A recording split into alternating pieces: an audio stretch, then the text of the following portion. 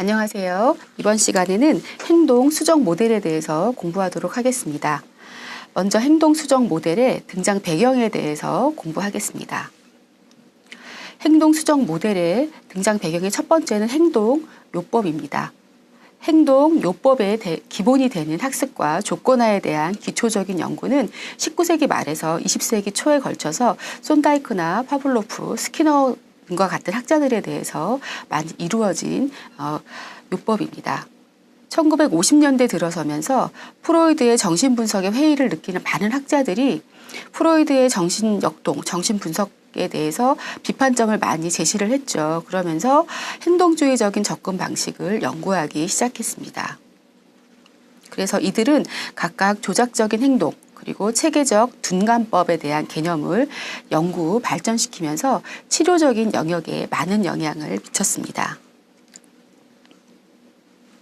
그리고 행동주의 모델이 또 영향을 미쳤는데요.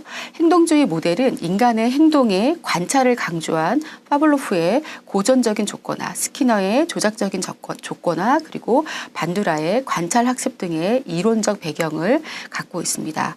그리고 클라이언트의 환경 요인의 중요성을 인정하면서 사회복지 실천의 중요한 지지를 받게 되었습니다.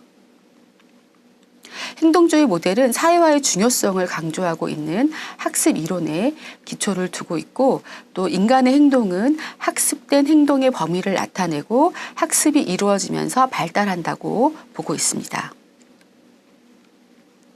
또 행동주의 이론에서는 행동의 적응도는 각 개인이 경험한 조건화 또는 강화와 벌의 역사에 의해서 결정된다고 보고 있습니다.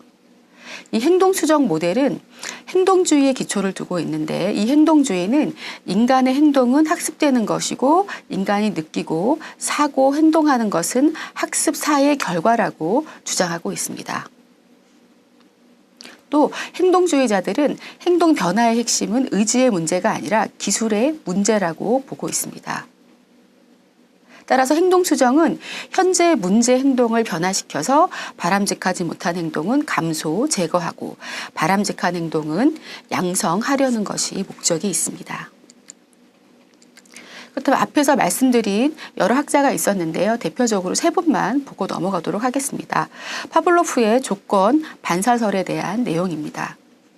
이 파블로프가 이야기한 조건 반사설의 기본 개념을 보면, 개에게 먹이를 주면서 종소리를 들려주는 연습을 되풀이 해보니까 나중에는 종소리만 들어도 침을 흘리게 되었다라는 실험입니다.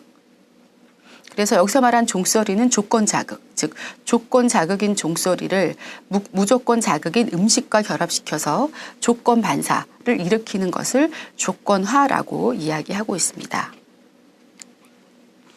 이 조건화가 성립하게 되는 이유를 좀 보겠습니다.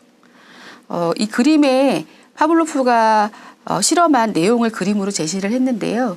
무조건 반사에 있어서는 자극을 맞는 수용기와 반사를 일으키는 실행기 사이에서 생득적으로 연결되어 있으나, 새로운 자극, 즉 조건 자극은 조건화에 의해서 새로운 자극을 받아들이는 수용기와 앞에 실행기와의 사이에서 새로운 연결이 생기기 때문에 조건화가 가능하다고 볼 수 있다는 겁니다.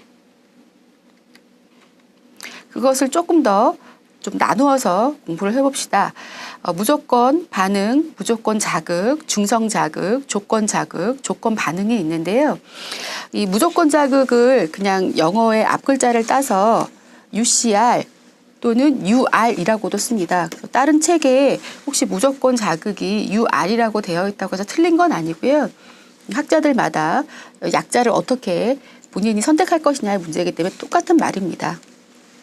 그래서 먼저 무조건 반응을 보시면, 무조건 반응은 어떤 학습도 포함되지 않은 자연 상태에서 음식물이 주어지면 개는 침을 분비한다는 겁니다.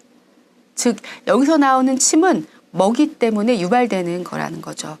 그러니까 그냥 음식 보면 우리가 침을 흘리듯이 개도 그렇게 실험을 한 겁니다. 그래서 그 자연 상태에서 음식물이 주어졌을 때 타액을 분비하는 거, 무조건 반응.